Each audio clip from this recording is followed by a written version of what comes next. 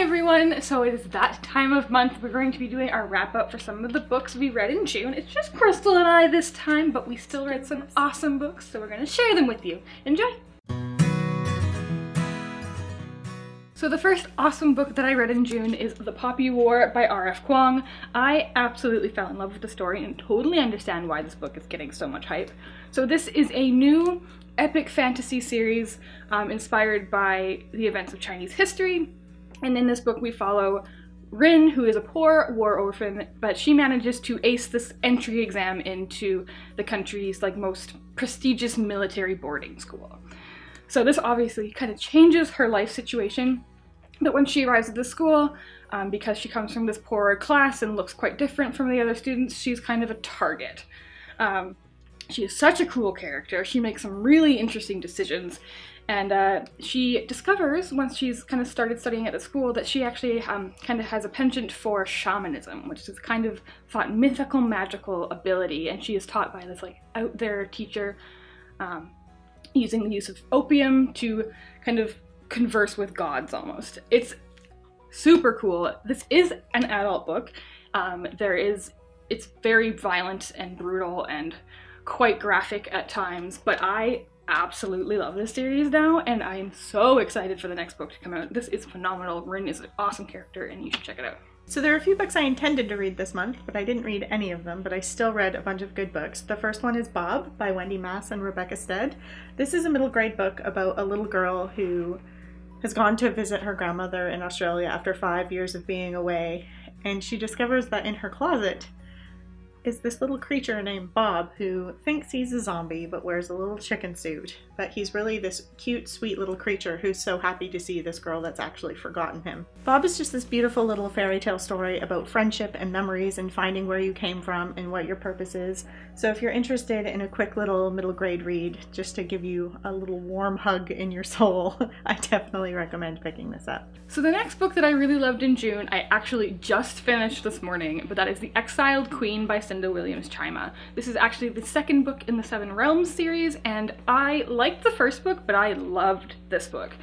Again, it is set in another fantasy boarding school, decent to theme of what I like. Now, this is the second book in the series, so I can't tell you too much about the plot as I will spoil the first book, but let's just say that I totally understand why this is kind of considered a classic in YA fantasy. It was phenomenal, I could not put it down, and so glad I read it. So I also kind of fell into a Shakespeare hole this month, and that all started with listening to the audiobook of Much Ado About Nothing. It's definitely one of my favorite plays, and this was the BBC Radio Collection version where David Tennant played Benedict, and it was just a cast of other familiar voices that I can't remember right now, but I definitely recommend you check out. And I immediately followed that with Twelfth Night. I listened to the audiobook while reading along to the play, and I forgot just how fun that play really was, and it definitely makes me want to watch the movie again. I have 2 more plays on hold at the library, which is Macbeth and A Midsummer Night's Dream, but if you have any Shakespeare favorites, please let me know in the comments down below, because I definitely want to get back on this train of reading more Shakespeare. Next, I actually have an adult non-fiction book called Quiet: The Power of Introverts in a World That Can't Stop Talking by Susan Cain, and I have been interested in reading this book for quite a long time, and if you watched my New York book haul, I picked it up at the Strand when I was there, and I thought I would like this, but I loved this. I think I gave it 4.5 stars, it's almost a 5-star book for me. I don't think I've ever read a non-fiction book where, especially one that's not a self-help or a memoir, that I'm I have never felt so understood, because I'm an introvert. I don't know if that's obvious, probably isn't on YouTube, but I very much am, and this is kind of the science and psychology behind introversion, and it is so interesting. I think if you're an introvert, even if you're not an introvert, I think reading this is just so enlightening. I felt like I learned things about why I am the way I am, and it was just a really fascinating read, so definitely a non-fiction book I would recommend. Another book I read this month was My Plain Jane. It's been described as Jane Eyre meets Ghostbusters, and it definitely delivered in that respect. It was just so clever and really funny, and I really enjoyed it. So in this book we follow Jane from Lowood, which is a school where she's currently teaching, to Thornfield, where we know that she meets Mr. Rochester and falls in love with him because he's so dreamy. And generally from here, the story kind of follows the line of Jane Eyre. Then enter the Society for the Relocation of Wayward Spirits and their head agent, Alexander Blackwood, and things just get unusual and crazy and kind of funny, to be honest. Alexander's on a mission to recruit Jane for the society, but I don't really want to spoil anything and tell you why, so I'm just gonna leave that he's on a recruiting mission and Jane is his target. Mixed up in all this is Charlotte Bronte, Jane's friend and aspiring writer. She's definitely my favorite character. She's constantly taking notes in her notebook and observing things, and kind of seeing the whole story from her perspective is kind of my favorite part.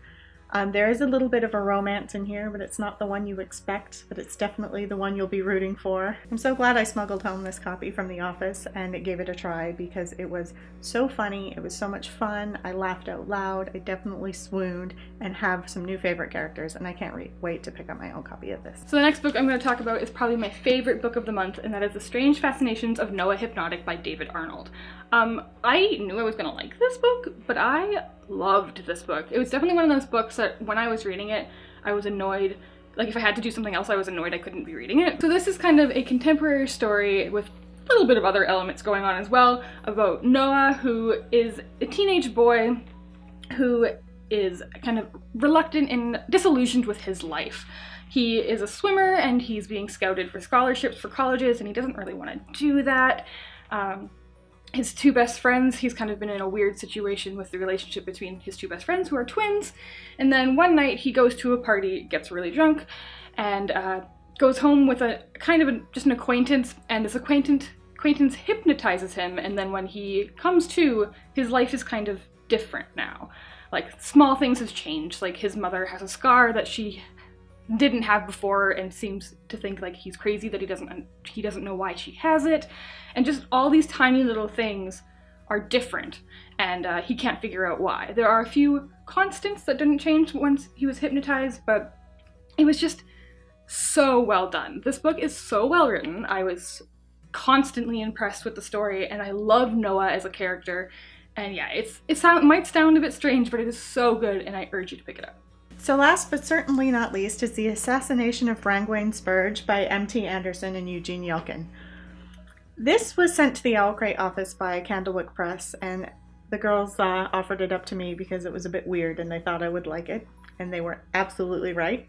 It's kind of weird, but I loved it. I read it in a day and I just couldn't put it down. It's a mix of short chapters and really cool illustrations, and it just tells this really bizarre story of an elf named Spurge who is literally catapulted across the mountains into like the goblin realm, where he has to go on this like diplomatic mission.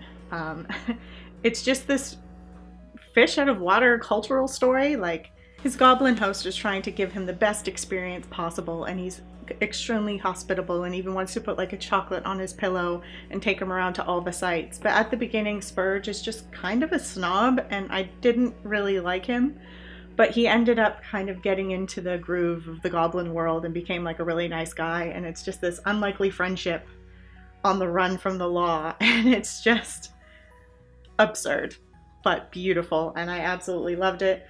I laughed out loud a lot. There were a few times when I was just like, oh no, and my boyfriend would look across the room and I'd be like, nothing, it's my book. But it's incredible. It comes out in September, and if you kind of like weird things, I would definitely give it a try. So those were just some of the books that we got through in June. Let us know what you read in the comments down below. As always, if you like this video, please give it a thumbs up and subscribe for more videos. Happy reading, and thanks for being awesome. Bye!